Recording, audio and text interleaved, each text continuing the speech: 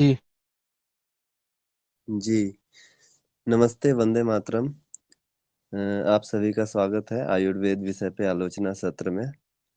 हमारे बीच ब्रह्मपुर उड़ीसा से वैद्य श्री सत्यवान नायक जी आ चुके हैं और आज व्याख्यान संख्या है 163। दिनांक है 5 फरवरी 2023, दिन है रविवार। रंजक पित्त के विषय पे चर्चा चल रही है, भाग संख्या 4। और अभी आप सभी का स्वागत है, वैद्य जी का भी हार्दिक अभिनंदन है। आगे का विषय बताएंगे दीपक भाई। वंदे मातरम।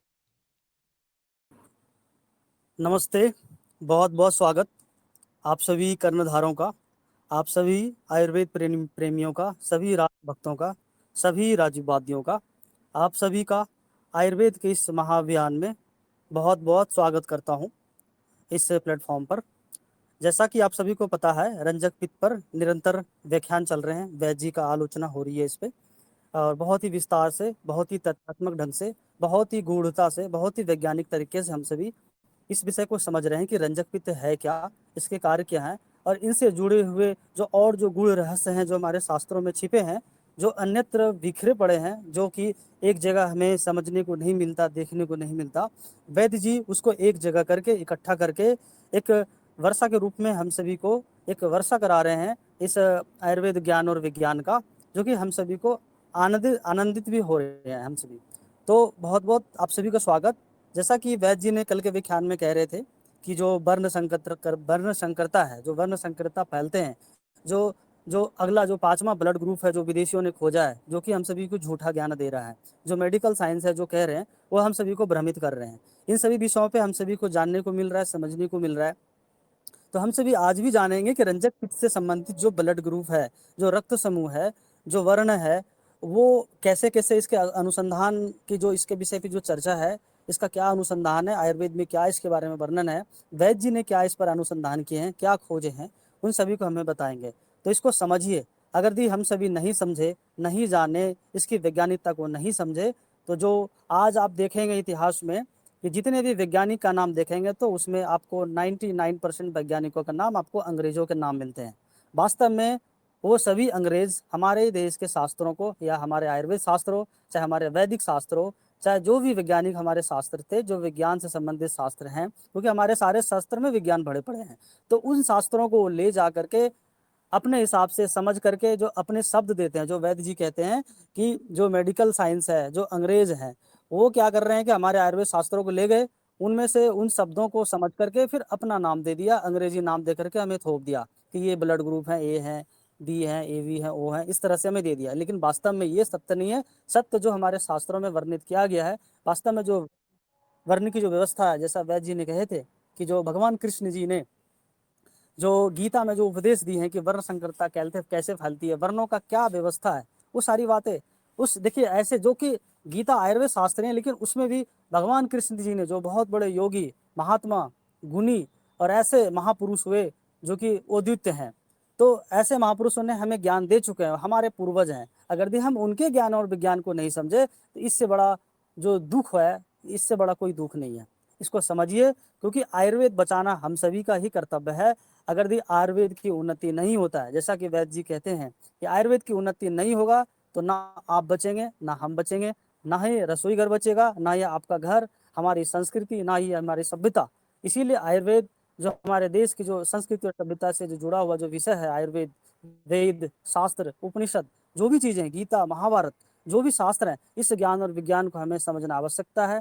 समझेंगे तभी हमारे जो व्यवहारिक जीवन है, जो हमारा जीवन है, वो बचेगा, हमारा सब कुछ बचेगा। तो इसको समझिए, तभी हमारे देश का कल्याण होगा, और अपना परिवार, हमारा देश और विश्व का भी कल्याण होगा, और हमारा देश और हमारा परिवार स्वस्थ समृद्ध होगा।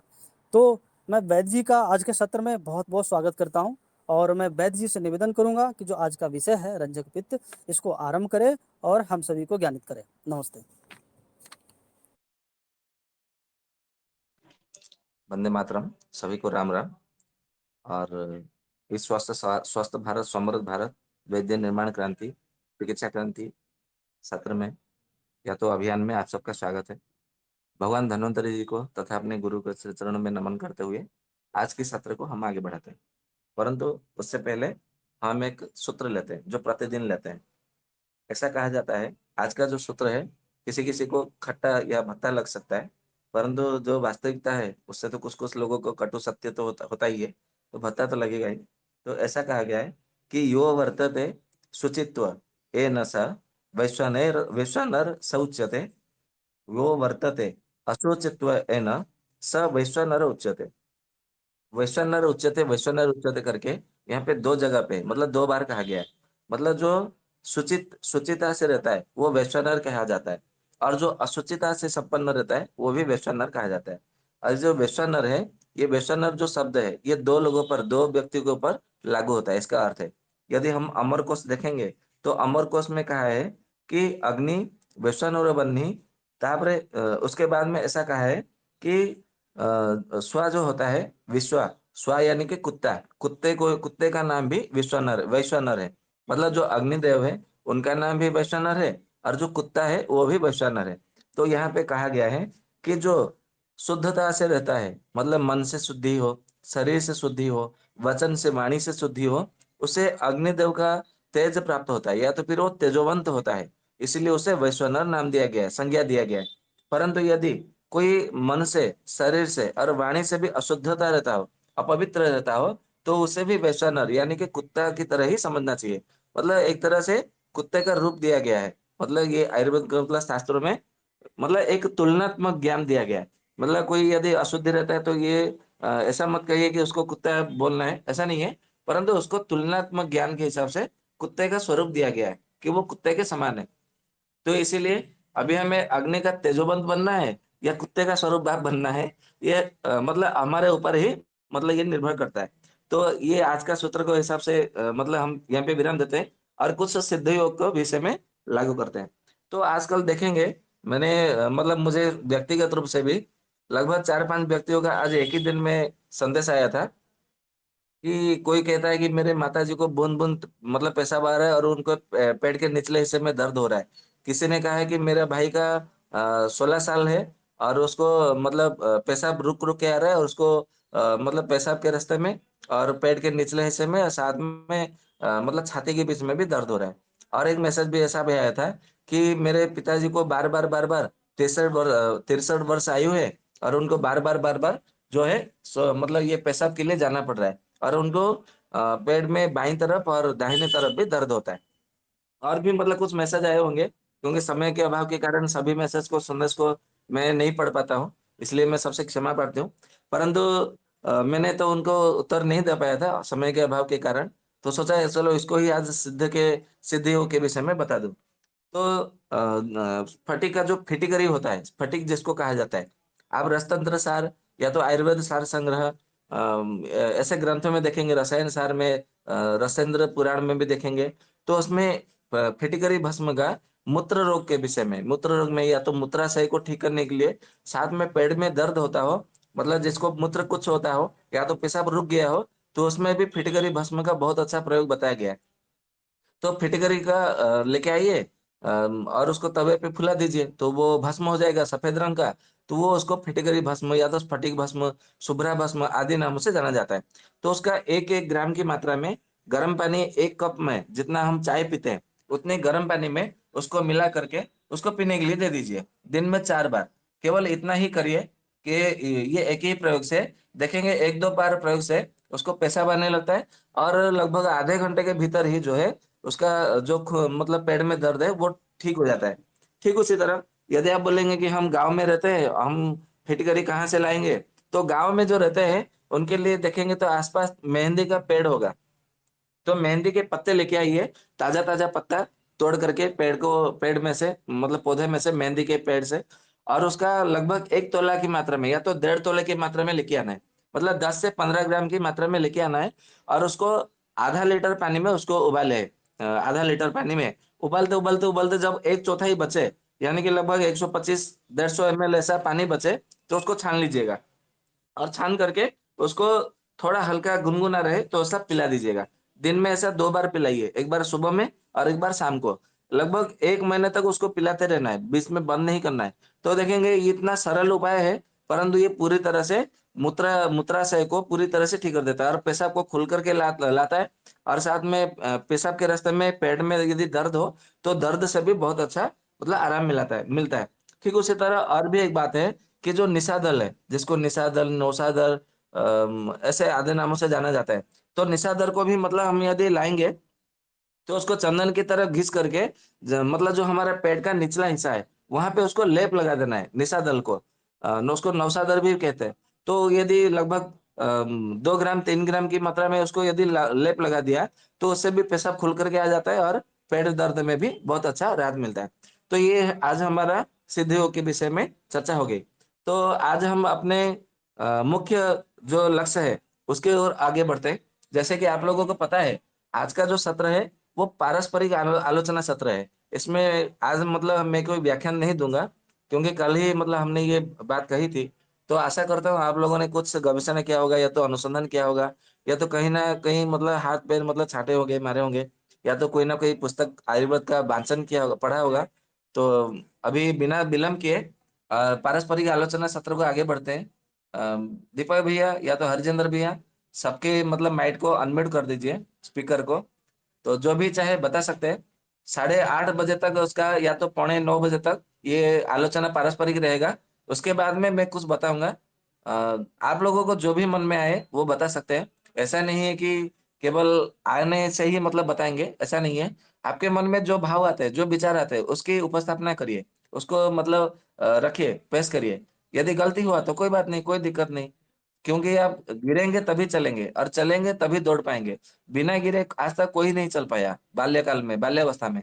इसलिए गलती हो जाएगा या मतलब गलत निकल जाएगा ऐसा मत सोचिए। तो मेरे मोबाइल में सबसे पहले ऊपर दिखते हैं सत्यजीत कुमार भाई कुंदन जी। तो सत्यजीत भाई सबसे पहले आपसे आरंभ करते हैं, शुभारंभ श्री गणेश करते हैं। सुन पा रहे हैं मेरी जी आवाज? जी जी, सुन पा रहे हैं बहन जी। हाँ जी। राम जी राम जी, वंदे बताइए मातरम। आपको क्या जी लगता है राम ये राम, जो, वंदे मातरम।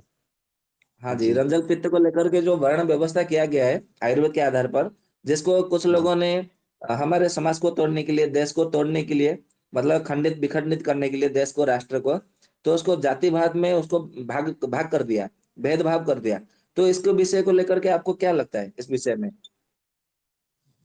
उम, हमको ये लगता है कि वर्ण व्यवस्था के आधार पर जो भेदभाव है वो सही नहीं है, उसको हम बचपन से हम भी सही नहीं मानते हैं। लेकिन वर्ण व्यवस्था को लेके हम जो अध्ययन किए हैं और जो समझे हैं कि जैसे हमारा जिस वर्ण में भी जन्म हुआ है, तो जन्म से जो भी वर्ण है, वो वर्ण हमारा मतलब कभी बदल नहीं सकता। जो सब कहते हैं कि कर्म के आधार से वो बदल जाता है, ऐसा नहीं है। वो पूर्व जन्म के कर्मों के आधार से हमें इस जन्म में जो वर्ण मिला है, मेरा वर्ण तो वही रहेगा, वो बदलेगा कभी नहीं। हाँ, इस जन्म में हम जैसा करेंगे, उसके आधार से अगले जन्म का वर्ण परिवर्तन हो सकता है। बाकी वर्ण के आधार से भेदभाव सही नहीं है, हम इसके पक्ष में नहीं हैं। पहली बात तो ये है। और जैसे हम लोगों ने जो अध्ययन किया कि हम लोग जो आहार लेते हैं, तो आहार से रस बनता है और रस से हमारे अंदर रक्त का निर्माण होता है। अ, तो उसी प्रकार मतलब हम कुछ बताना चाह रहे थे अभी।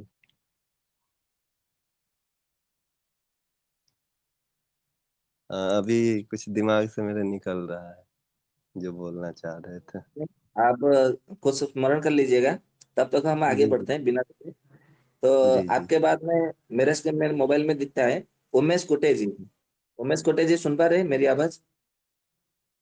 जी जी वैद जी।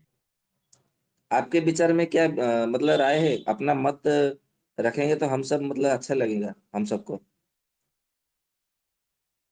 वैद जी, मुझे तो लगता है मतलब वर्ण पे जो भी वातावरण है, हम जिस वातावरण में रहते हैं तो उसका प्रभाव मतलब ज्यादा रहता है। ठीक है। उसके बाद में आते हैं प्रीतम जी। प्रीतम जी आप सुन पा रहे हैं?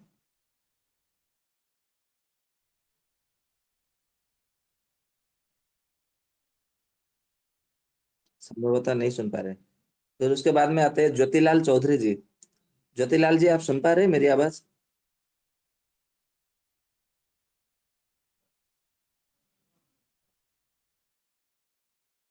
जी। हाँ जी, राम राम जी। राम राम। अच्छा, आपको क्या लगता है आयुर्वेद के साथ में ये जो वर्ण व्यवस्था बताया गया है रंजक पित्त के जी। ऊपर, इसको जी। लेकर के फिर जाति में राष्ट्र को भाग देने के लिए या तो बंटन करने के लिए जो पदक्षेप लिया गया षड्यंत्र के माध्यम से, इसके जी। हिसाब से आपको क्या लगता है कि क्या होना चाहिए, वास्तविकता क्या है? जी, अपना यहाँ, मेरे यहाँ, अपना यहाँ तो इतना गड़बड़ है। हम जिस इलाका में हैं, माने हम लोग को समझाने के बाद भी कोई फर्क नहीं पड़ता है। अभी लोग को जगाने में बहुत टाइम लगेगा, लेकिन हमको आयुर्वेद से बच्चे से आती है। क्योंकि हम जब 10 साल के थे तो हमको टीबी हुआ था। उस समय डॉक्टर का लोग एमबीबीएस कहे थे जो 3 महीना इंजेक्शन पड़ेगा, उसके बाद सब दवाई 1 साल चलेगा। और हमारे नाना थे, तो वो हमको मात्र 3 महीना में टीबी ठीक कर दिए थे। तो हमको बच्चे से आयुर्वेद से लगाव है, और लोग को आयुर्वेद के प्रति जगाते रहते हैं, जागरूक करते रहते हैं। बहुत हेलो। अच्छी बात है। जी। हाँ जी, आपके कार्य को सराहनीय है, धन्यवाद देते हैं, साधुवाद देते हैं।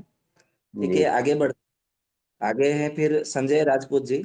आप इसके विषय में दो शब्द रखें, अपना मत अपना विचार प्रकट करें। वंदे मातरम भाई जी। मात्रा।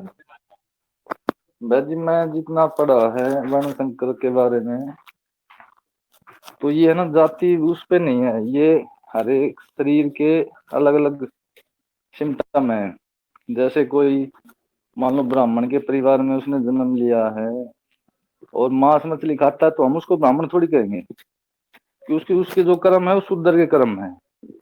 अब जैसे कि मैं अपने बताता हूँ, जैसे मेरा जो जन्म है वो क्षत्रिय परिवार में है, पर मेरे को बाहर जो मेरे कर्म है, बहुत से लोग मेरे को पंडित जी बोलते हैं, क्योंकि मैं जो है जाति के हिसाब से तो वही स्वभाव है, कैसा है, गर्म है। मतलब गुस्सा ज्यादा आना, कोई गलत काम करता है तो उस पे क्रोध आ जाना, क्यों, एक क्षत्रिय का एक ये स्वभाव है। क्यों, इस चीज को मैंने महसूस किया है। और दूसरा क्या है, किसी का जन्म भी कहीं पे हो रहा है, उसको भाई रंग, हाइट, परिवार, पुत्र पुत्रिया जो भी मिल रहे हैं, ये उसके कर्म के हिसाब से हैं। और दूसरा, बहुत से लोग बोलते हैं भाई, ये मैं जाति प्रथा के बारे में नहीं कह रहा हूँ, क्योंकि क्या है कि ब्राह्मण का जो जन्म है भगवान की भुजाओं से, और अपना क्षत्रिय का भगवान के वृक्ष तल से, और अपना भगवान के पेट से वैश्य का, और पैर जो है शुद्र।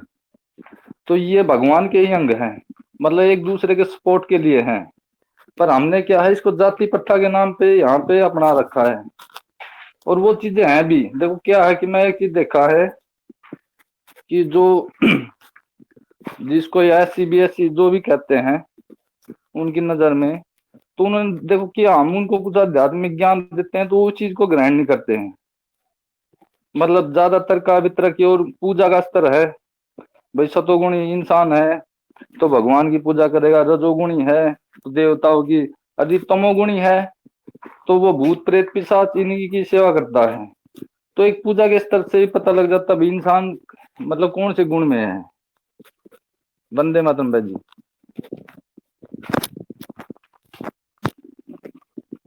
ठीक है, बहुत बहुत धन्यवाद आपका, आपने अपना अपना विचार प्रकट किया।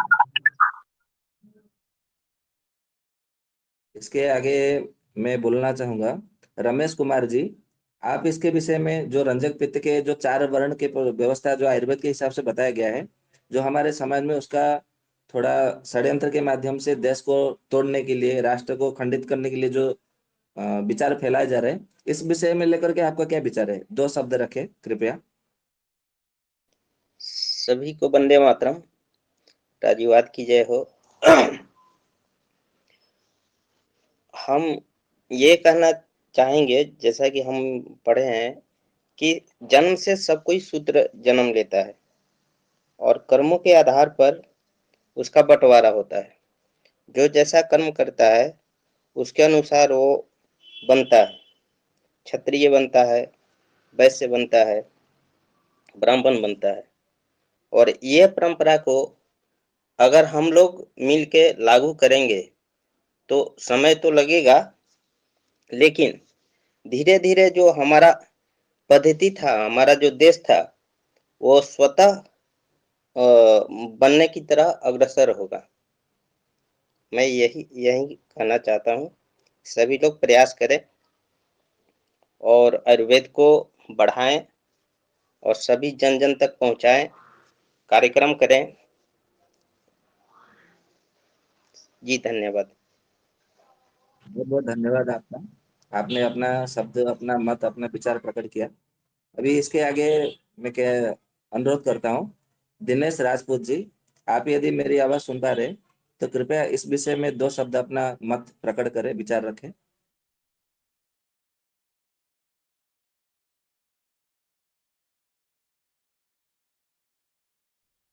दिनेश जी, आवाज सुन पा रहे? ठीक है, तो आगे हम बढ़ते हैं। आर्य चंदन जी, आपको हमारी आवाज सुनाई दे रहा? जी नमस्ते। जी नमस्ते, वंदे मातरम। वंदे मातरम जी। इस विषय में आपका क्या विचार है? थोड़ा 2 शब्द रखें तो हम भी कृतज्ञ होंगे। डबल हो जाएगा साउंड। ठीक है। आयुर्वेद और वर्ण व्यवस्था, ये दोनों समानांतर हैं। वर्ण व्यवस्था ऐसी है कि जन्म और कर्म,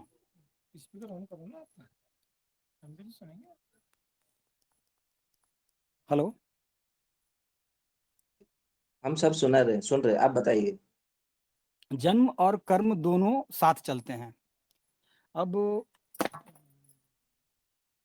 वर्ण व्यवस्था देखते हैं तो वेद भी देखना पड़ेगा, क्योंकि वेद पढ़े बिना वर्ण व्यवस्था स्थापित नहीं हो पाती। और बिना वेद पढ़े तो जातियां में बटे हैं,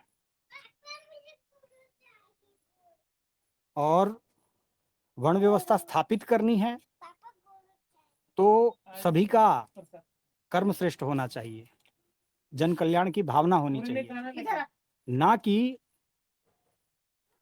ये मानना कि मैं श्रेष्ठ हूं।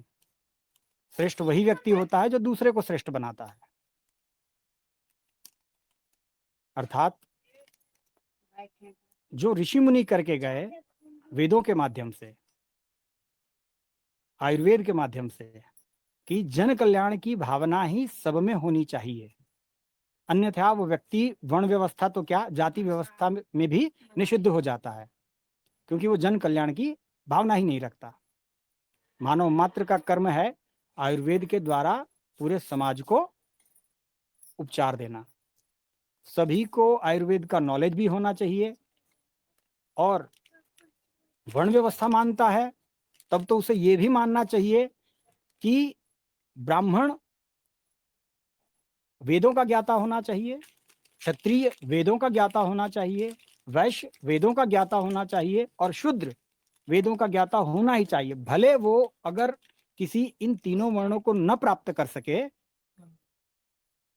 तथा भी उसको उसका बोध तो होना चाहिए, तभी वो शूद्र कहलाता है। ये तीनों वर्ण में नहीं आएगा तो शूद्र कहलाएगा। आयुर्वेद का और वर्ण व्यवस्था का यही है कि ब्राह्मण से जो ऊपर जाएगा वह ऋषि और महर्षि कहलाएगा, आयुर्वेद में वो पांडित्य धारण करेगा। तो वही समाज का कल्याण भी करता है सेवा भाव से। आपने मुझे सुना, इसके लिए खूब खूब धन्यवाद। नमस्ते। आपका भी बहुत बहुत हृदय से धन्यवाद अपना विचार प्रकट करने के लिए। अभी इसके आगे हैं अदिति जी। अदिति जी सुन पा रही है? नाम भी कितना बढ़िया है, अदिति जी। ऐसा कहा जाता है कि अदिति से महर्षि कश्यप ऋषि से, अदिति से सारे देवताओं का जन्म हुआ था, प्रकट हुआ था, ऐसा कहा जाता है। तो अदिति जी सुन पा रही है?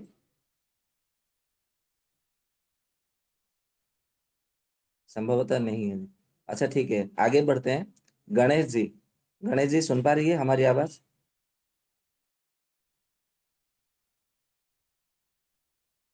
जी बोलिए।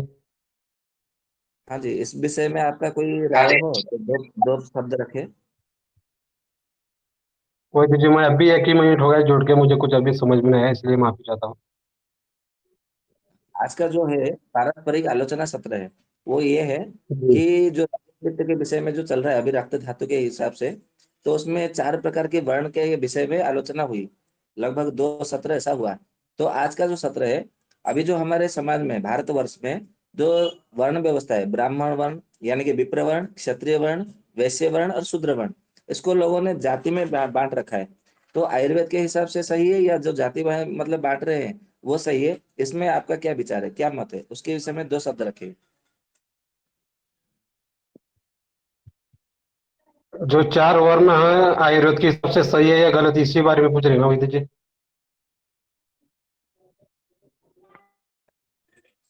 ये आपको क्या लगता है, आपका कुछ विचार रखिए इसमें, 2 शब्द। आयुर्वेद के हिसाब से तो सही लगता है गुरु जी मुझे, वैद्य जी। अच्छा, ठीक है जी, धन्यवाद आपका। फिर इसके आगे बढ़ते हैं। वैदिक वैद्यशाला, वाह कितना बढ़िया नाम है, वैदिक वैद्यशाला। चलिए वैदिक वैद्यशाला जी को आमंत्रित करते हैं। कृपया 2 शब्द रखिए इस विषय में। आप हमारी आवाज सुन पा रहे हैं वैदिक वैद्यशाला जी? वंदे मातरम वेद जी, सुन पा रहे हाँ जी, वंदे मातरम। कृपया इस विषय में 2 शब्द रखिए, अपना अपना विचार प्रकट करिए, जैसे लोग भी लाभान्वित हो। हैं। विचार तो वेद जी हमारे संस्कृति का ही सही है, आयुर्वेद के हिसाब से ही सही है। अभी लोग भ्रमित हो गए हैं।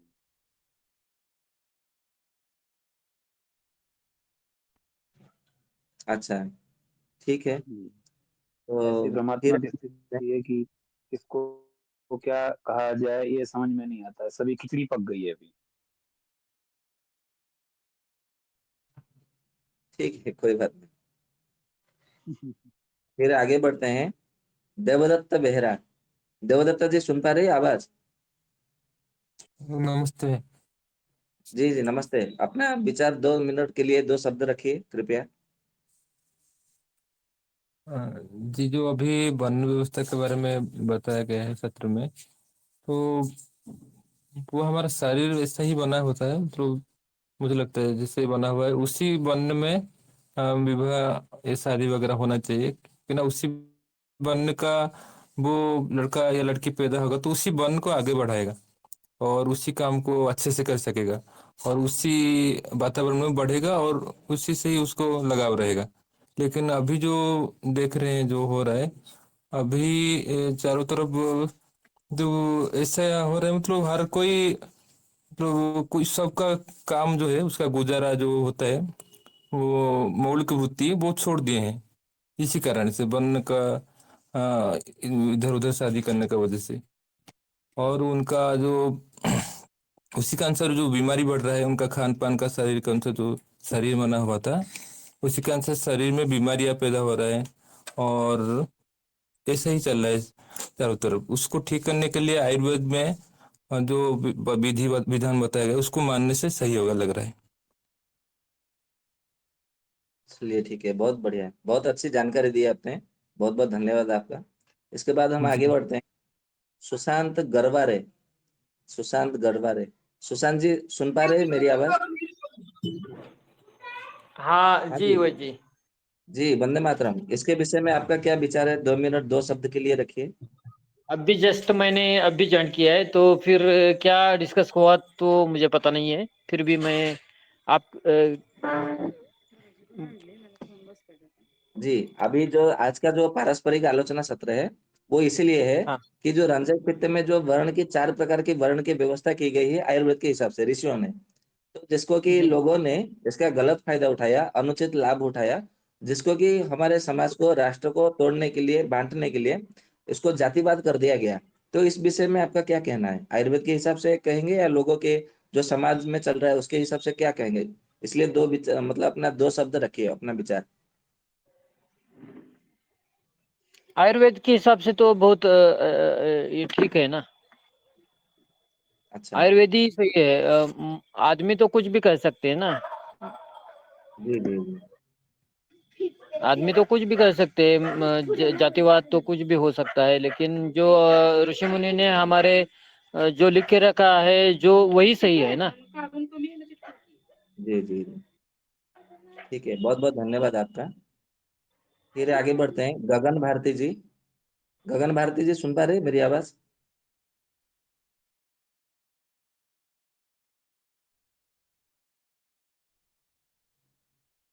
संभवतः सुनाई नहीं दे रहा। ठीक है, आगे बढ़ते हैं।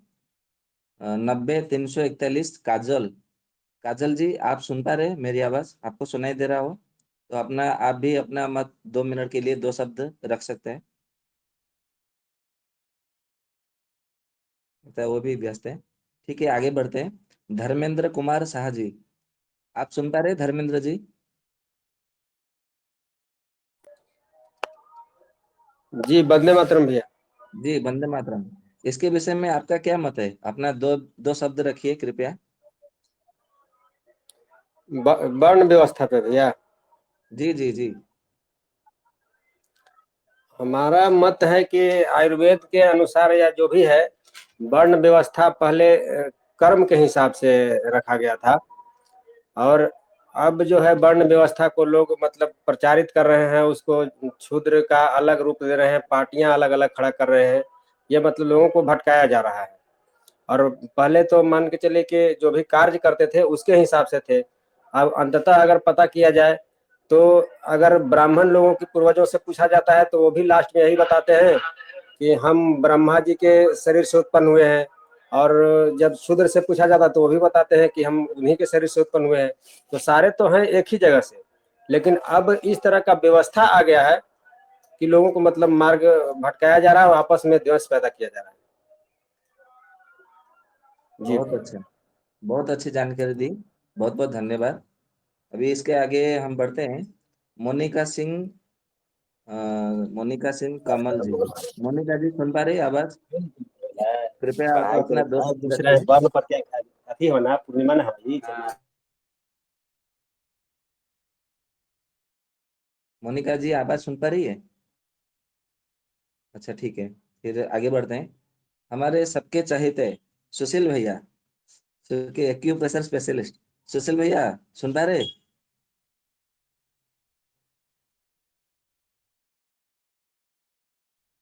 संभवतः सुशील भैया भी व्यस्त है। ठीक है, आगे बढ़ते हैं। मदन मोहन जी, मदन मोहन जी सुन पा रहे हैं?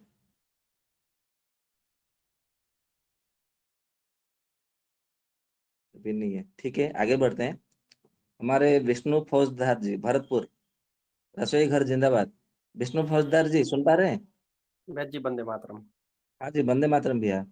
इसके विषय वैद में आप अपना थोड़ा दो विचार 2 शब्द रखिए, जी जैसे कि वैद जी हम भी बिल्कुल। लाभान्वित हो, कृतार्थ हो।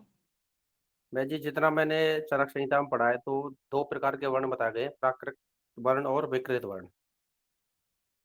तो इसमें 4 प्रकार के वर्ण बताए गए हैं। जो प्राकृतिक मतलब जो हमारे जन्म के समय स्वाभाविक वर्ण होता है एक तरह का, जो हमारे जन्म से जिस प्रकार का वर्ण होता है, तो उसमें होता है एक कृष्ण वर्ण काला, दूसरा श्याम सांवला, दूसरा श्याम और गौर, फिर उसके बाद एक गौर वर्ण होता है। ये 4 प्रकार के वर्ण होते हैं जो स्वाभाविक वर्ण होते हैं।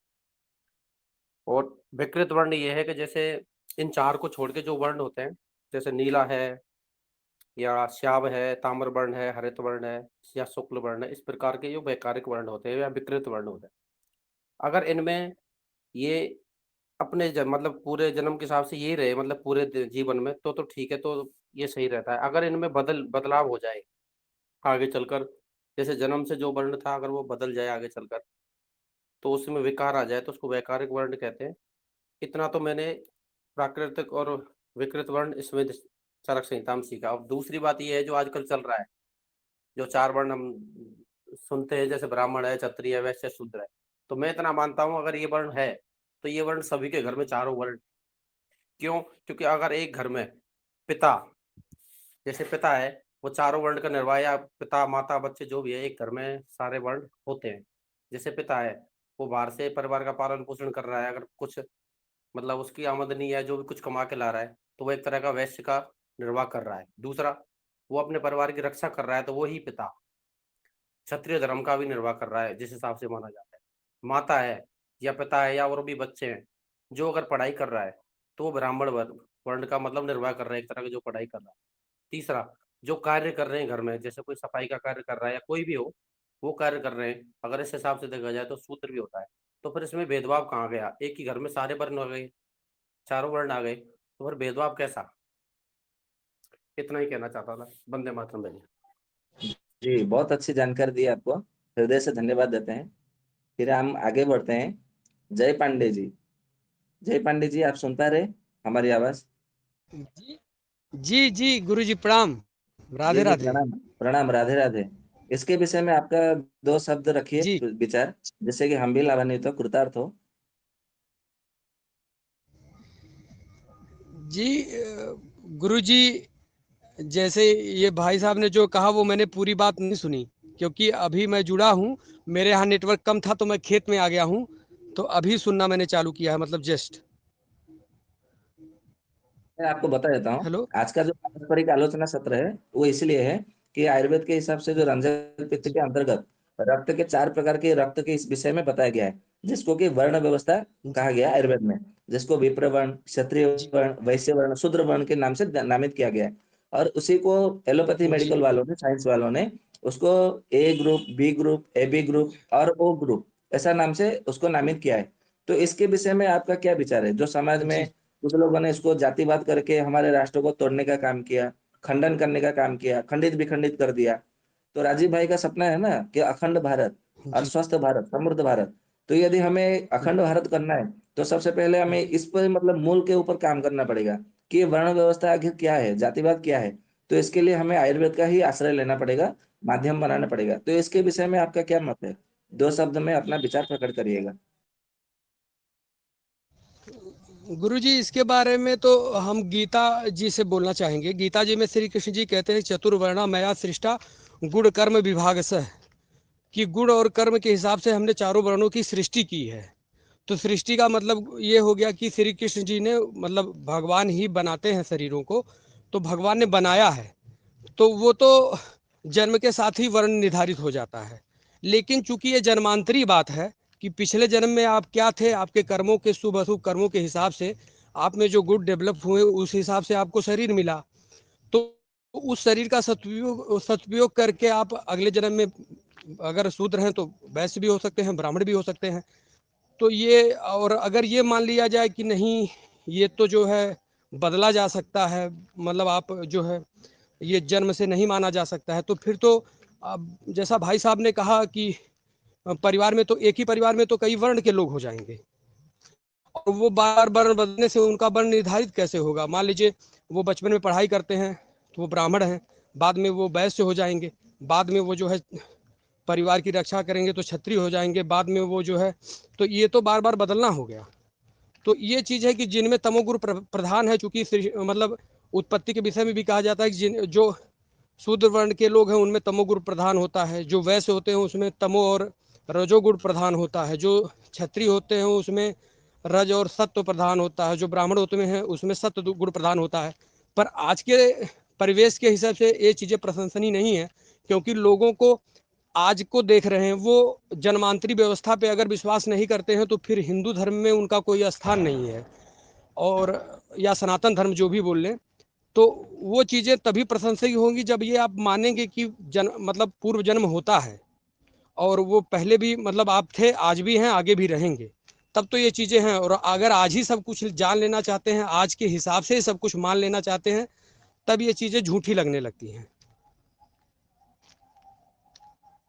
इतना ही कहना चाहूँगा गुरुजी। जी, बहुत बहुत धन्यवाद आपका अपना विचार प्रकट करने के लिए। फिर हम आगे बढ़ते हैं। जी मंटू कुमार जी। मंटू कुमार जी, सुन पा रहे हैं? जी वैद्य जी। जी जी, वंदे मातरम। इसके विषय में आप भी अपने विचार 2 शब्द में रखिए। जी वैद्य जी, वंदे मातरम। और हमारे भारतीय संस्कृति में ऐसा भी देखा जाता है कि कोई भी चीज जो है कुछ भी चीज व्यर्थ नहीं है। और हमारे भारतीय में जो भी देखा जाता है, ऋषि मुनि जब आए होंगे भारत में, तो कभी ऐसा बेवकूफ वाला काम भी नहीं किए होंगे जिससे कि इतने सारे जो है अलग अलग धर्म, अलग अलग जाति, अलग अलग वर्ण ऐसे बढ़ चुके हैं। लेकिन जब वो आए होंगे धरती पर, तो क्या देखा होगा? उससे पहले भी तो वो लोग थे जो काम कर रहे हैं, जो जो वर्ण के हैं, जो जो अपने अपने काम कर रहे हैं। जैसे ब्राह्मण अपने काम कर रहे हैं, फिर वैश्य अपने काम कर रहे हैं, शूद्र अपने काम कर रहे हैं। तो उन्होंने क्या देखा होगा? उन्होंने बस इतना ही देखा होगा कि हाँ भाई, ये ब्राह्मण ये ज्यादा ज्ञान दे रहा है तो चलो भाई इसको ऐसे वर्ण में दे देते हैं, चलो ये हंडी बना रहा है तो चलो इसको इसमें दे देते हैं, या जो जो जिस जिस वर्ण का जो जो काम किया बस उसके आधार पर ऋषि मुनि ने उनका ये किया। लेकिन वो किए इस कारण से कि वो नहीं चाहते कि ऐसा खंडित हो के काम हो धरती पर। आज देखिए सूर्य है, चांद है, लेकिन कभी सूर्य जब सुबह होता है तो वही चीज बहुत गर्म लगता है, फिर उसके बाद वही शाम में देखिए चंद्रमा है। तो सबका अपना अपना काम, वहां कुछ भी नहीं है, वो लोग आपस में नहीं लड़ रहे हैं, लेकिन लड़ रहे हैं और हम लोग यहाँ से कंपैरिजन कर रहे हैं कि वो धूप है, वो चांद है, वो शीतल है और वो जो है बहुत अग्नि प्रदान करता है, तो हम लोग उसको जो है ये कर रहे हैं, लेकिन वो तो अपनी जगह पर सेट है। तो उसी तरह जो वर्ण भी जो है अपनी जगह तो सारा चीज ठीक है, लेकिन लोगों ने क्या कर दिया, जब विदेश वाले आए तो सबको अलग अलग करके तो फूट डालो शासन करो, उसी तरह से कर करके लोगों को भटकाया। और आज कुछ बच के नेता सब जो है वो सब कुछ जो बचे कुछ जो भी काम है उसको पूरा करने के लिए अभी के समय में वो भी जोर लगाए हुए हैं, सबको अलग अलग करके। अगर प्रकृति को देखा जाए तो सीधा अगर स्पष्ट रूप में अगर साफ साफ दिख रहा है तो कोई भी चीज जो है असंतुलित नहीं है, सब अपना, कोई लीची गाछ है, कोई आम गाछ है, कोई कटहल गाछ है, कोई तो तरह तरह के गाछ है, लेकिन कोई आपस में नहीं लड़ रहा। लेकिन हम लोग को देखिए, किसी को ब्राह्मण हो जाता है तो बहुत शान हो जाता है कि हाँ ब्राह्मण है, खुद ही अपने आप में लड़ रहे हैं। और कोई कोई अगर क्षुद्र है तो वो थोड़ा सा झुक के चलता है कि अब क्षुद्र है, कोई अगर मतलब बीच का लेवल है तो वो बीच के लेवल के अनुसार से चल रहा है। मतलब आपस में खुद ही हम अपने आप में मतलब ये है, और हम कैसे मतलब ये कर सकते हैं कि हाँ ये श्रेष्ठ है, वो श्रेष्ठ है, वो श्रेष्ठ है।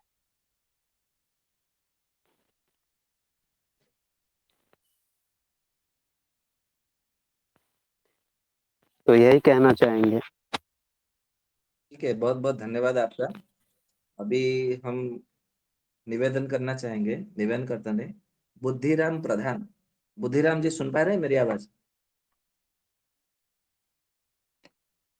कृपया आप भी अपना विचार 2 शब्दों में रखिए।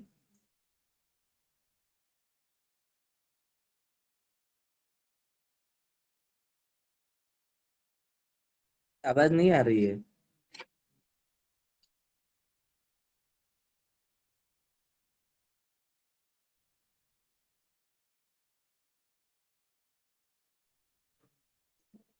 ठीक है, हम आगे बढ़ते हैं। राकेश जी, जय सच्चिदानंद जी। राकेश जी सुन पा रहे हैं?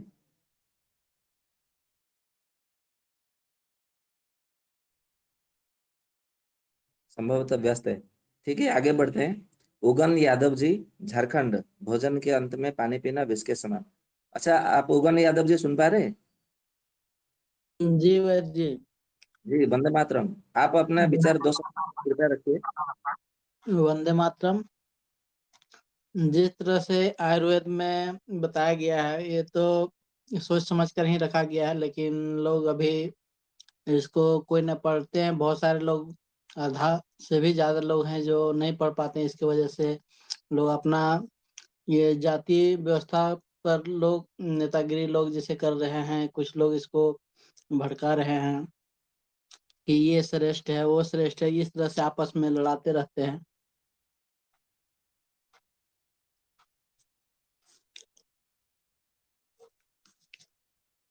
तो जो आयुर्वेद के अनुसार बताया गया वो अच्छी है।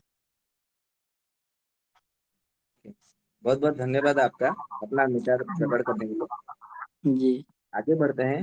रवि रंजन कुमार जी, सुन पा रहे? वंदे मातरम वैद्य जी।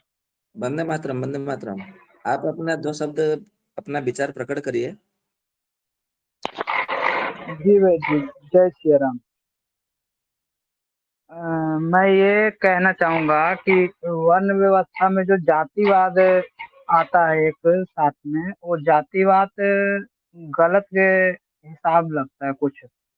क्योंकि जिसे क्षुद्र कह करके पहले के जमाने में कुआं खुदवाया जाता था, वो कुएं का पानी सबसे पहले उन्हीं के पैरों में लगता था और उन्हीं के द्वारा वो कुआं का निर्माण किया जाता था। उसके बाद जो ब्राह्मण कहलाते थे अपने आप में, वो उस जल को पीते थे और हर कार्य में यूज करते थे।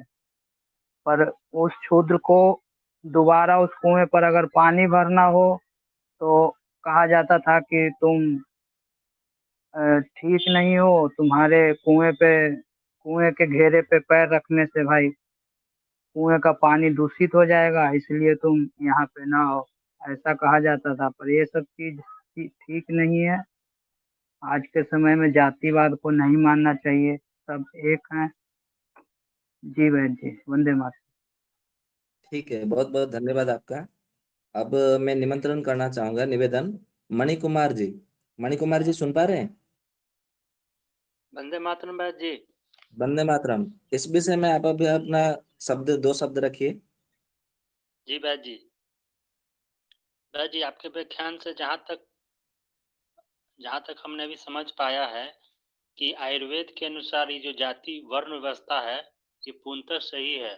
और हमको लगता है कि जो 4 ब्लड ग्रुप है, ए, ओ, ए बी या और बी, इसी के आधार पर ये 4 वर्ण व्यवस्था को बनाया गया है।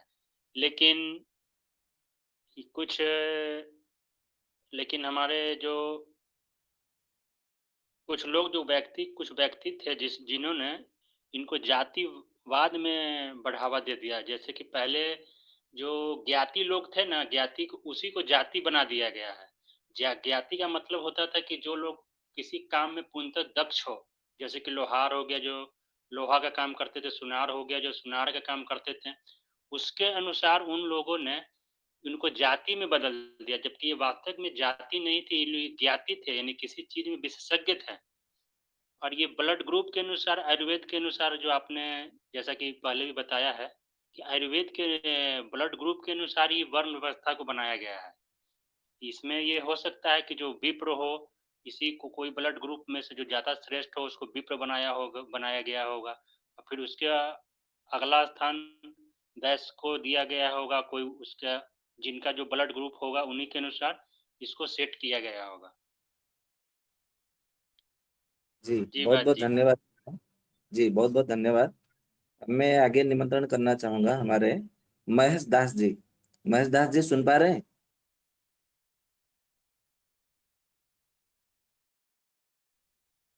संभवतः व्यस्त हैं। फिर आगे बढ़ते हैं, अशोक कुमार नेहरा जी। अशोक जी सुन पा रहे हैं मेरी आवाज? जी वैद्य जी, प्रणाम स्वीकार हो। जी जी, प्रणाम प्रणाम। वंदे मातरम। वंदे अच्छा, ये जो मातरम। आयुर्वेद के हिसाब से जो वर्ण व्यवस्था है, इसके हिसाब से आपका मतलब क्या विचार है? अपना दो मैं शब्द विचार प्रकट करिए। जी वैद्य जी, आपकी आज्ञा की पालना होगी। आयुर्वेद के तो मैंने सुना नहीं, क्योंकि मैं क्लास में अभी जुड़ा ही हूँ, इसके लिए समाप्त हूँ। पर जो भी मैं इसमें के लिए जो समझता हूँ वो आपके सामने प्रस्तुत करने का प्रयास करूंगा। ये वर्ण व्यवस्था हम सबने सुना कि वर्ण व्यवस्था इस प्रकार हुई, लेकिन जैसे मनुष्य जाति विकसित होती गई और अपने अपने कार्य के अंदर प्रबलता लाती गई, दक्षता लाती गई, तो उनको इस प्रकार के कार्य के अनुसार कार्य की कौशलता को लेते हुए उन्हें वो निरंतर काम रहने से उसको जाति के नाम से या उस वर्ण के नाम से जाना गया। अब ये जहां तक मेरे विचार हैं कि ये कर्म उन्होंने अपने आप से कैसे प्राप्त किए,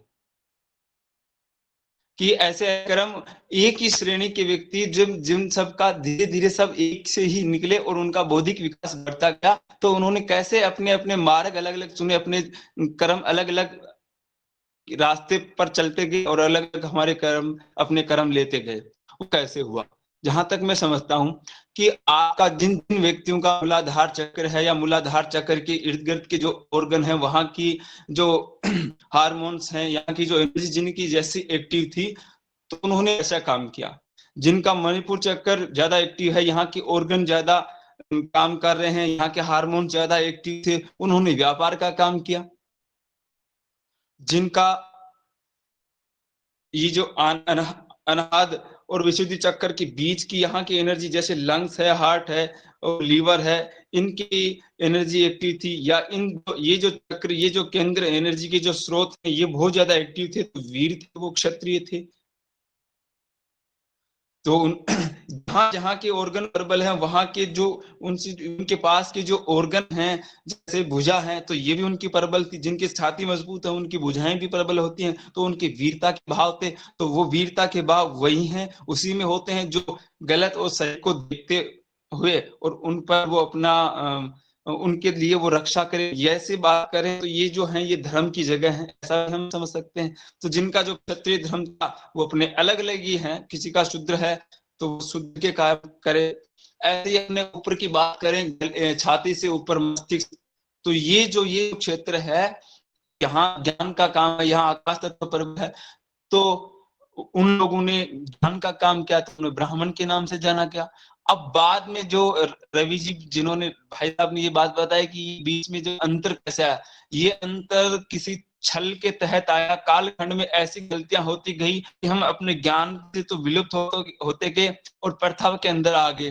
जैसे प्रथा में आए तो लोगों ने हमारा लाभ उठाना शुरू कर दिया, जैसे मंदिर में नहीं जाने देना, शूद्र को मंदिर में नहीं जाने देना। ऐसा क्या हुआ, जो चमड़े का काम करते थे, जिनके घर में रोज मृत पशु रहते हैं, तो हमारे यहाँ ब्राह्मण, मैं वैसे ब्राह्मण नहीं हूं, लेकिन हमारे यहाँ आज भी किसी ब्राह्मण के घर में कोई व्यक्ति की मृत्यु जाती है और किसी मंदिर का पूजा है, तो उसका भी 10 दिन 15 दिन के लिए उसके घर के प्राणी का उस मंदिर में जाने के लिए प्रवेश निषेध हो जाता है। वो उस पूजा से बाध्य हो जाता है, उसको इतने दिन के लिए पूजा से निवृत्त कर लिया जाता है, वो बिल्कुल नहीं कर पाते। तो ऐसा नियम था, उस समय भी था और वो आज भी है।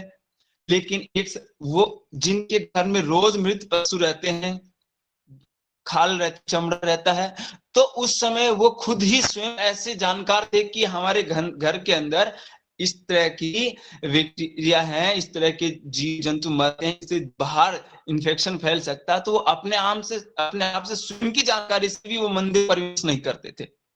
लेकिन जैसे ही हमारे ऊपर लोगों का आक्रमण हुआ, हमारी इस समझ को देखकर उन्हें अच्छा नहीं लगा कि अगर ऐसे ही संगठित रहेंगे हम कैसे राज कर पाएंगे। तो उन्होंने एक षड्यंत्र के तहत किसी ऐसे बताया गया कि आप मंदिर में मत जाइए, और पंडित ये कहा कि देखो आइए, क्योंकि उस समय ऐसा था और ज्ञान हमारा अध्ययन था, वो हमारे शास्त्र कब के ही जल गए और हमारा अध्ययन बाध्य हो गया। जो गुरुकुल थे, जो विद्यालय थे जहाँ शिक्षा प्राप्त होती थी, उनको पहले ही बंद कर दिया गया, तो ज्ञान का आदान प्रदान बंद हो गया। ये सब चीजें रूढ़िवादी परंपरा के अंदर आती गई। जैसे जैसे रूढ़िवादी परंपरा के अंदर आती गई तो ये सब हमें पाखंड दिखने लग गया।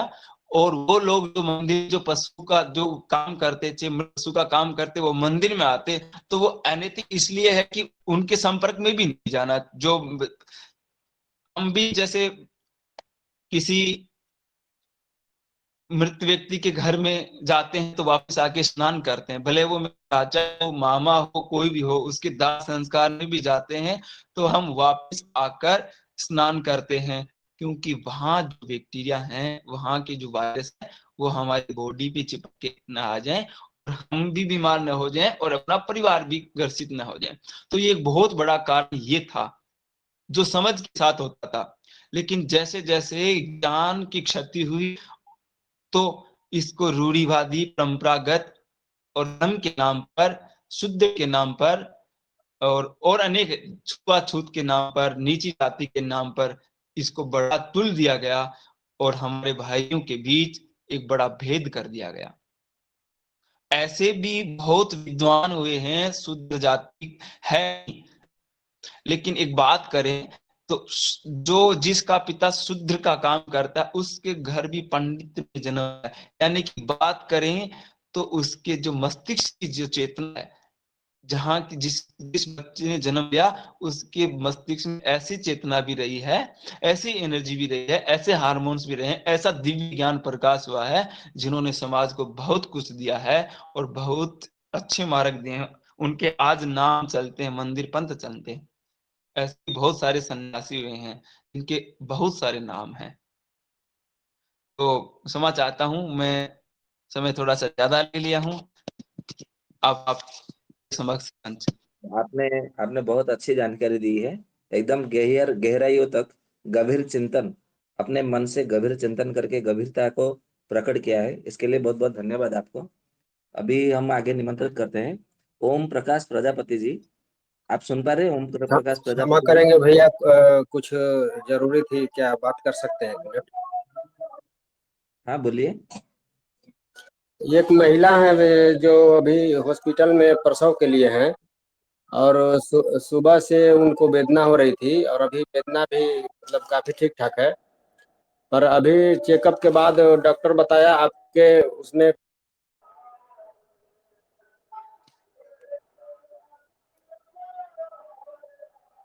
जी हेलो बोलिए। हाँ जी बोलिए बोलिए, वो सुन रहे हैं हम। जी, उसमें गर्भाशय में बोल रहे हैं कि मतलब पानी कम है जिसके कारण परेशानी हो सकती है, तो उसमें क्या करेंगे? पानी यानी कि जो एमनियोटिक फ्लूइड वो कम है क्या? जी, जी। हाँ, हाँ, वो मतलब कितना है? बाकी सारा चीज़ सभी ठीक है, वो पानी की मात्रा कितना है कम है फ्लूइड? बता रहे कितना है एमनियोटिक फ्लूइड, कितना है फ्लूइड? हैं। बलराम जी बताइए कितना है? क्या चीज सर? वो अभी जुड़े हुए हैं भैया, वो भी साथ में है। अच्छा हेलो बताइए कितना है, सोनोग्राफी क्या हुआ ना? सर, अभी अल्ट्रासाउंड कराए हैं हम, है ना। रिपोर्ट में कितना बता रहा है? रिपोर्ट में ब्लड भी ठीक बताया है, 9.8 ग्राम है। ठीक है। एमनियोटिक फ्लूइड कितना है? वो क्या होता है सर, हिंदी में बताइए उसको। मतलब जो गर्भाशय में जो पानी है, जो श्लेष में श्लेष्मल कफ है, जो कि मतलब गर्भाशय को धारण किए होती है, गर्भस्थ शिशु को धारण किए रहती है, बराबर, वो कितनी मात्रा में है? यदि वो कम हो जाए तो बच्चे की मृत्यु तक हो सकती है। तो मतलब नर्स हमने तो हमें तो ये नहीं बताया कितना % है, लेकिन वो जो है ये बताए, हमारे नर्स भी बताए यहाँ पे अस्पताल के कि थोड़ा कम है, जो मतलब 2-3 घंटे में डिलीवरी हो जाएगी आपकी। ठीक है, कोई बात नहीं। आप यदि हॉस्पिटल में है, यदि उन्हें पिला सकते हैं तो एक काम करिए, अभी तो रात का समय है, फिर भी देखिए अभी 9 तो बज गया, तो रविवार है, यदि संभव हो तो मुलेठी का काढ़ा उनको पिलाइए। और किसी कोई यदि रुद्राक्ष धारण किया हो, असली रुद्राक्ष आपके घर में या तो बगल बगल में है, तो रुद्राक्ष को कम से कम आधा घंटा या तो 1 घंटा पानी में भिगो दीजिए, कांच के गिलास में, और उसको वही पानी को उसको पिला दीजिए, बराबर। ये काम करिए। या तो फिर तुलसी पत्ते का रस उनके नाक में नथुनों में डालें, तो इससे भी फ्लूइड यदि कम भी होती है तो भी सुख प्रसव हो जाता है, ऐसा देखा गया है। ठीक है। आप मुल्लेठी का काढ़ा यदि हो सकता है वो दीजिए, या तो रुद्राक्ष का पानी दे दीजिए, भिगोया हुआ पानी, या तो फिर तुलसी का पत्ते का रस 2-2 3-3 बूंद दोनों नथुनों में डालें। रुद्राक्ष नहीं हो पाएगा भैया, तुलसी का पत्ता और मुलेठी हो सकता है, तो क्या ये दोनों से ही हो जाएगा? बिल्कुल हो जाएगा।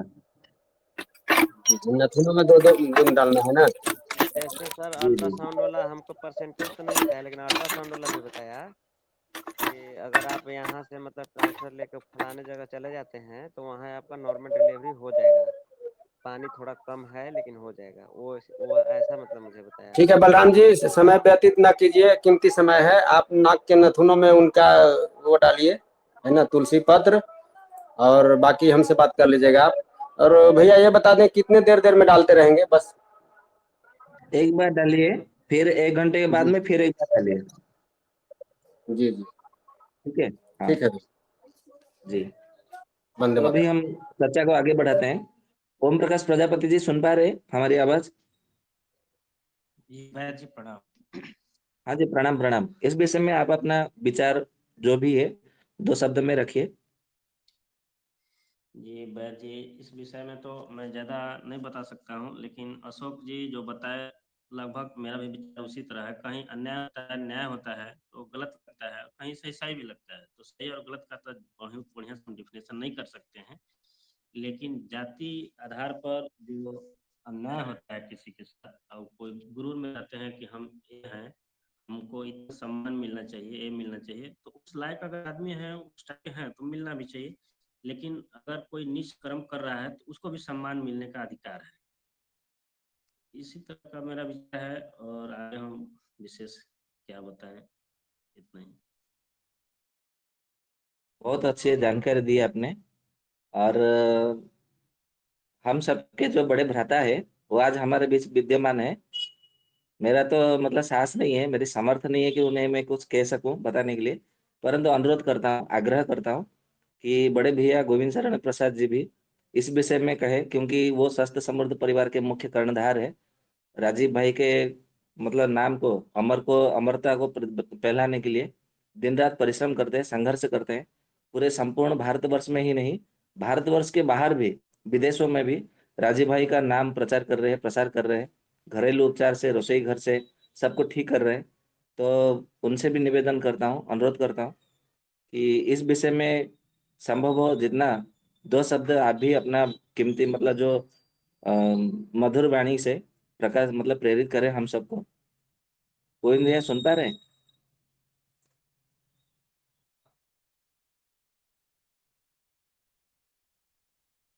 संभवतः व्यस्त है। तो हमारे अंतिम में दीपक भैया, आप सुन पा रहे हैं? जी वैद जी। जी, आप अपना कीमती मतलब थोड़ा मधुर स्वर, मधुर वाणी में कुछ रखिए, रस भरी बातें जो हम सबके लिए लाभार्थ हो, कृत हो और सबको एक नई दिशा प्राप्त हो। जी बहुत बहुत धन्यवाद। जैसा मैं समझा हूँ, आपके ज्ञान के आशीर्वाद से, आपके आशीर्वाद से, बड़े भाइयों के आशीर्वाद से, गोविंद शन प्रसाद जी के आशीर्वाद से, आयुर्वेद शास्त्रों से, ईश्वर के आशीर्वाद से जैसा मैं अनुभव किया हूँ, वैसे मैं अभी आयुर्वेद शास्त्रों को तो नहीं देखा है कि जो वर्ण व्यवस्था है उसमें उसके बारे में क्या वर्णन किया गया, क्या कहा गया है, ऐसा मैंने अभी समझा नहीं। लेकिन जो मेरी बुद्धि काम कर रही है, जो मैं अनुभव कर रहा हूँ, जो मैं अभी जितने भाई बंधु, जितने भी कर्णधार ने अभी अपने विचार रखे, उनके हिसाब से जो उन्होंने कहा उसके हिसाब से मैं कुछ कहता हूँ। जैसा कि मैं ऐसा समझता हूँ कि जो वर्ण व्यवस्था जो हमारे शास्त्रों में वर्णन है, मतलब कि जो हमारे सत्य शास्त्र हैं, वैसे आज के समय में वो सत्य शास्त्र भी उपलब्ध है जिसमें बहुत सारी मिलावटें भी हैं। लेकिन जो भी सत्य सत्य शास्त्र है जो हमारे ऋषि मुनियों ने बनाया है, जिसे हम आर्ष ग्रंथ भी कहते हैं, उसमें जो भी सिद्धांत दिए गए हैं, चाहे मनुष्य के बारे में, चाहे जो हमारे देश की भूमंडल स्थितियां परिस्थितियां, ज्ञान विज्ञान जो दिया गया है, सभी जितने भी शास्त्र हैं, चाहे वो आयुर्वेद के शास्त्र हो, चाहे वैदिक शास्त्र हो, आर्ष ग्रंथ हो, अन्य अन्य विषयों के जो ग्रंथ हो, लेकिन जहां भी स्वास्थ्य की बात आएगी, जिन भी शास्त्रों में स्वास्थ्य की बात आएगी, शरीर की बात आएगी, शरीर विज्ञान की बात आएगी, वो सभी शास्त्र का जो मूल होगा एक ही होगा। कभी भी कोई शास्त्र जो सत्य शास्त्र है कभी भी एक दूसरे का विरोध नहीं करेगा। जैसे कि वर्ण व्यवस्था है, जो 4 प्रकार के वर्णों के बारे में वर्णन मिलता है। जैसा कि एक सामाजिक स्थितियों में देखेंगे, जैसा हम कहते हैं कि जो कर्मों की स्थितियों के हिसाब से, मैं ऐसा मानता हूँ कि कर्मों की स्थितियों के हिसाब से वर्ण अलग हो सकता है, और जो शरीर विज्ञान है उसके हिसाब से जो शरीर, जो मनुष्य का जो शरीर खड़ा है, जो ढांचा खड़ा है, उसके हिसाब से शरीर उस वर्ण, जो वर्ण व्यवस्था जो अभी हम लोग रंजक उसके हिसाब से थोड़ा भिन्न भी होगा। जैसे कर्मों के हिसाब से, जैसे हम सभी सुनते आते हैं कि ब्राह्मण, क्षत्रिय, वैश्य, शूद्र, ये कहीं कहीं जो ये कर्म है उसके हिसाब से ये वर्ण व्यवस्था जुड़ा है समाज को सुचारू रूप से चलाने के लिए, कि समाज में कोई विघ्नता ना आए, समाज में कोई रुकावट ना आए, कर्म व्यवस्था में कोई रुकावट ना आए, समाज सुचारू रूप से चले, किसी का कोई विरोध ना करे, कोई दिक्कत ना आए।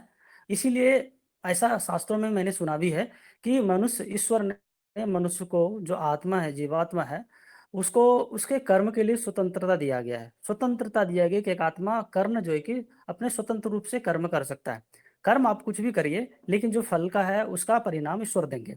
तो जो मनुष्य अपने बुद्धि क्षमता, पूर्व जन्मों के कर्म, अपने बुद्धि ऊहा तर्क के हिसाब से जो जीवन में कर्म, जो ज्ञान और विज्ञान अर्जित करता है, उसके हिसाब से उसका वर्ण निर्धारित होता होगा, ऐसा मैं समझता हूँ। लेकिन जैसा कि सृष्टि के आदि काल में जब मनुष्य की उत्पत्ति हुई होगी, अब जब वो सृष्टि चलने की जो व्यवस्था आरंभ हुई होगी, और लेकिन ऐसा मैं मानता हूँ कि जब मनुष्य की उत्पत्ति हुई होगी, जो प्रथम पीढ़ी होगी मनुष्य की, तो ईश्वर, क्योंकि इसमें ईश्वर का विज्ञान, ईश्वर का जो शक्ति है सबसे ज्यादा इसमें काम करेगा। ईश्वर का ही सबसे पहली प्रेरणा होगी जब पीढ़ी मनुष्य उत्पन्न होगा, क्योंकि पहले पीढ़ी के मनुष्य का गुरु और उनका जो भी आचार्य होगा, जो भी गुरु होगा, उनका जो भी अभिभावक होगा, वो ईश्वर ही हो सकता। जो प्रथम पीढ़ी होगा, तो कोई मनुष्य नहीं हो सकता है प्रथम पीढ़ी गुरु, उसका गुरु ईश्वर ही हो सकता है, क्योंकि जो भी सत्य है का स्रोत ईश्वर ही है। तो सबसे पहले वर्ण का ज्ञान भी ईश्वर ने ही होगा, क्योंकि ऐसे वर्ण है, या आयुर्वेद का ज्ञान भी ईश्वर ने ही दिया है कि हाँ, आयुर्वेद अगर 4 प्रकार के वर्ण हैं, तो बाद में ऋषियों ने खोजा होगा, फिर ग्रंथ ग्रंथ वैदिकीय ग्रंथों में अब बताए होंगे। तो 4 प्रकार के जो वर्ण हैं इस तरह से बने होंगे सृष्टि के आदि काल से। उस समय सब कुछ व्यवस्था सुचारू रूप से चलने लगे होंगे जब प्रथम पीढ़ी को ईश्वर से ज्ञान प्राप्त हुआ होगा। क्योंकि ऐसा मैंने सुना है, शास्त्रों में ऐसा लिखा गया है, बहुत सारे जो विशेषज्ञ ऐसा कहते हैं कि जो पहली पीढ़ी के जो मनुष्य थे उसका नाम अग्नि, वायु, आदित्य, अंगिरा थे। फिर वो 4 ऋषि ब्रह्मा को ये ज्ञान देते हैं, उसके हिसाब से वेद के चारों ज्ञान देते हैं। तो उसके हिसाब से फिर वेद के ज्ञान से धीरे धीरे सभी ऋषियों को ज्ञान प्राप्त होता है। फिर अपने अपने हिसाब से सभी लोग इस कर्म को करते हैं, धीरे धीरे सामान्य मनुष्य तक भी ये ज्ञान को पहुंचाया जाता है। तो इस तरह से ज्ञान और विज्ञान फैला होगा हमारे देश में। जो वर्ण व्यवस्था उसी समय जैसे भगवान मनु जी के जो शास्त्र हैं जिसमें मनुस्मृति है उसमें भी वर्ण है 4 प्रकार के वर्णों का। फिर उसमें आयुर्वेद का विज्ञान तो ऐसा मैंने नहीं देखा कि आयुर्वेद का जो 4 प्रकार के पित्त के हिसाब से जो 4 प्रकार के वर्ण है उसके बारे में विस्तार से नहीं दिया, क्योंकि वो आयुर्वेद शास्त्र नहीं है। वह एक जो है कि जो एक सामाजिक व्यवस्था, समाज को चलाने का, एक जो प्रजा को चलाने का जो एक हमारा जो नैतिकता है, समाज कैसे चले उसके लिए उस तरह ग्रंथ रचा गया है कि मनुष्य को कैसे जीना चाहिए, उसको कैसा कर्म करना चाहिए, वो ज्ञान देता है।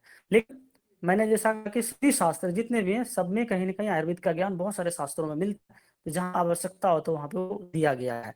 तो वहाँ पे कर्मों के हिसाब से किया गया है, लेकिन जो कर्म हमारे बनते हैं, जो कर्म हमारा निर्धारित होता है वो मनुष्य के गुण के हिसाब से, मनुष्य के अंदर क्या गुण है उसके हिसाब से वो कर्म करता है। तो शुरुआत में उस समय जो 4 प्रकार के गुण है, ब्राह्मण, क्षत्रिय, वैश्य, शूद्र, वहां पे निर्धारित किया गया है। लेकिन वह जो ये जो वर्ण निर्धारित हो रहा है, मैं ऐसा समझता हूँ कि जो प्रथम पीढ़ी के मनुष्य होंगे, प्रथम पीढ़ी के मनुष्य के बाद जो संतान उत्पत्ति का जो कार्य आरंभ हुआ होगा, जैसे पीढ़ियां बनती गई होंगी, तो उस समय ऐसा शास्त्रों में उस मनुष्य को, प्रथम पीढ़ी को ज्ञान पूरा जरूर होगा। अगर यदि प्रथम पीढ़ी है उनको पूरा ज्ञान नहीं होता तो सृष्टि चलती कैसे, ये व्यवस्था चलती कैसे। इसलिए पहला प्रथम पुरुष होगा सबसे ज्यादा बुद्धिमान, सबसे ज्यादा ज्ञान और विज्ञानी होगा, तभी उन आधार पे पूरा ज्ञान और विज्ञान अब तक खड़ा हो पाया होगा, ऐसा समझता हूँ। क्योंकि प्रथम पीढ़ी अगर मूर्ख हुआ तो फिर हमें ज्ञान कैसे प्राप्त होगा। इस बहुत ही दिमाग उच्च कोटि के मनुष्य, तो उन्होंने ईश्वर से ये चाहे आयुर्वेद का ज्ञान हो, चाहे समाज व्यवस्था से की व्यवस्था हो, सारा प्राप्त होगा।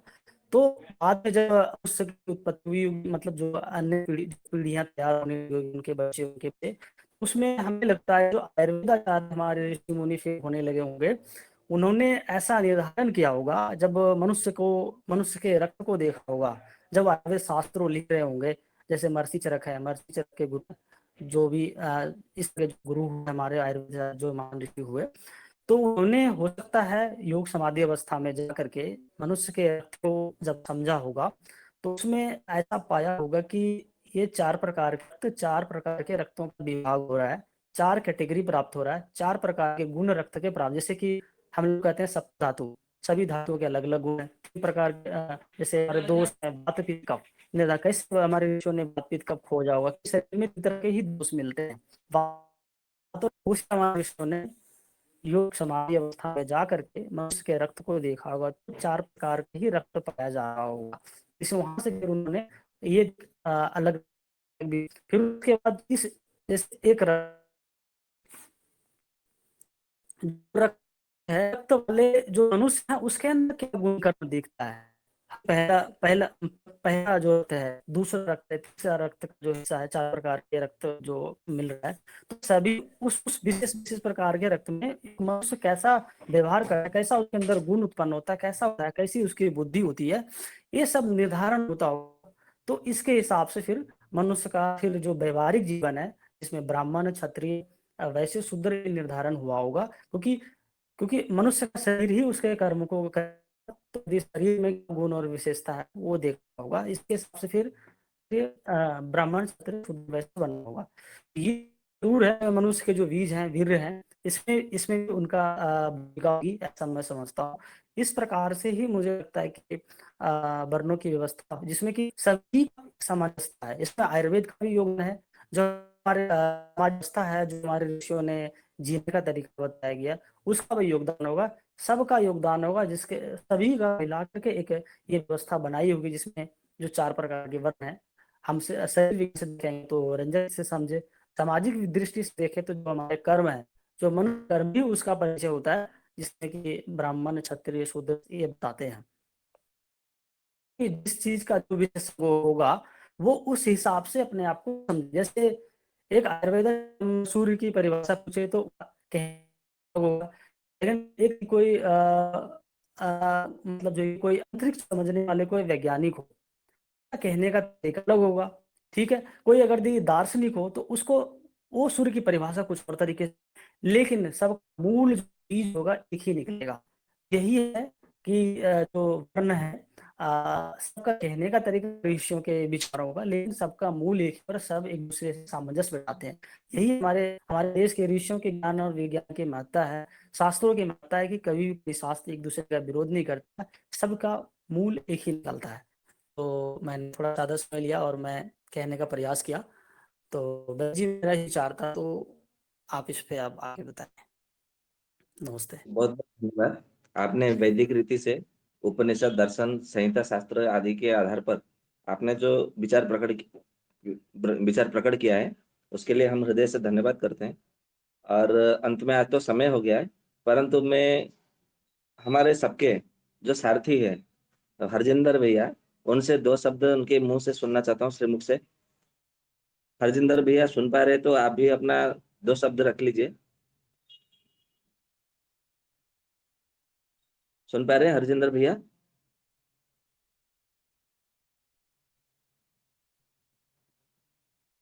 संभवतः हरजिंदर भैया नहीं है, व्यस्त है। तो ठीक है, आज तो समय हो चुका है। जो वर्णव्य की व्यवस्था जो कहा गया है आयुर्वेद के आधार पर, क्योंकि आज तो समय होने के कारण आज नहीं बता पा रहा हूँ, क्षमा चाहता हूँ, क्योंकि आज बताने के लिए कहा था उसका पूरा रहस्य। तो इसका जो रहस्य है हम आपको कल बताएंगे। आप कल सब निश्चित रूप से जुड़िएगा। तो आज सत्र को यहाँ पे शांति पाठ करके यहाँ पे सत्र को समापन करते हैं। जी जी, बहुत बहुत धन्यवाद। और आज का जो विषय रहा ये बहुत ही उत्तम और बहुत ही ज्ञानवर्धक और एक बहुत ही विचार पूर्वक रहा। यही होता है तरीका सीखने का कि जो हमारे गुरु होते थे पहले के, शिष्यों को जो सिखाते थे, फिर शिष्यों से पूछते भी थे कि आपने जो सीखा वो क्या है। उनके तर्क और वितर्क, तर्क और ज्ञान, उसके वहाँ बुद्धि को देखते थे कि जो हम जिनको हम जो ज्ञान दे रहे हैं वो उसका बुद्धि किस ओर जा रहा है और वो क्या कर रहे हैं। तो यही तरीका है हमारे ऋषियों को पढ़ाने का, ऋषियों का रहा होगा। तो इन चीज़ों को हम समझें और इस चीज़ों को आगे बढ़ाएं, क्योंकि यही है गुरुकुल विद्या, गुरुकुल पद्धति से पढ़ने की शिक्षा। अभी हम समझते हैं कि ये जो गुरुकुल अपना है ये केवल ऑनलाइन तक सीमित है, लेकिन आप सभी कर्णधारों का आशीर्वाद रहा, आप सभी कर्णधारों का सहयोग रहा और आप सभी ने साथ दिया, तो भविष्य में स्वस्थ समृद्ध परिवार का जो एक ऐसी व्यवस्था खड़ी होगी, वैद्य निर्माण क्रांति की एक ऐसी व्यवस्था खड़ी होगी, चिकित्सा क्रांति की एक ऐसी व्यवस्था खड़ी होगी, जहाँ पर जो आयुर्वेद प्रेमी है, जो शास्त्र प्रेमी है, जो वेद प्रेमी है, उन सभी को एक जगह पर एक गुरु से, एक आचार्य से शिक्षा ग्रहण करने का प्रत्यक्ष रूप से स्थान मिलेगा ऑनलाइन के अलावा। तो आप सभी सहयोग करते रहें, आशीर्वाद देते रहें और इस चीज़ों को आगे बढ़ाइए, तो भविष्य में आने वाले पीढ़ियों के लिए ऐसी भी संस्थान और व्यवस्था भी तैयार होगी जहाँ पे बच्चे आके पढ़ सकते हैं और ऐसे और ज्ञान और विज्ञान को सीख सकते हैं। तो बहुत सारे भाई बंधु हैं जो विचार अपने रखते हैं, रखने का भी कहीं कोई व्यस्त भी रहते हैं, नहीं रख पाते, जैसे गोविंद भाई, हरजिंदर भाई, व्यस्तता की वजह से, कर्मों में व्यस्तता रहने की वजह से समय का अभाव रहता है, नहीं मिल पाता। चलिए आज नहीं तो कल सभी का विचार सुनने को हम सभी को इसी तरह मिलते रहेंगे। तो हम सभी शांति पाठ करके सत्र का समापन करते हैं। ॐ ध्यो शान्तिरन्तरिक्षं शान्तिः, पृथिवी शान्तिरापः शान्तिरोषधयः शान्तिः, वनस्पतयः शान्तिर्विश्वे देवाः शान्तिर्ब्रह्म शान्तिः, सर्वं शान्तिः शान्तिरेव शान्तिः, सा मा शान्तिरेधि। ओम शांति शांति शांति। आप सभी को नमस्ते, वंदे मातरम। वैद्य जी का बहुत बहुत धन्यवाद। राजीव भाई अमर रहे। वंदे मातरम। बहुत बहुत धन्यवाद आपका। आप सबका भी बहुत बहुत धन्यवाद। आप लोगों ने इतने अमूल्य समय दिया।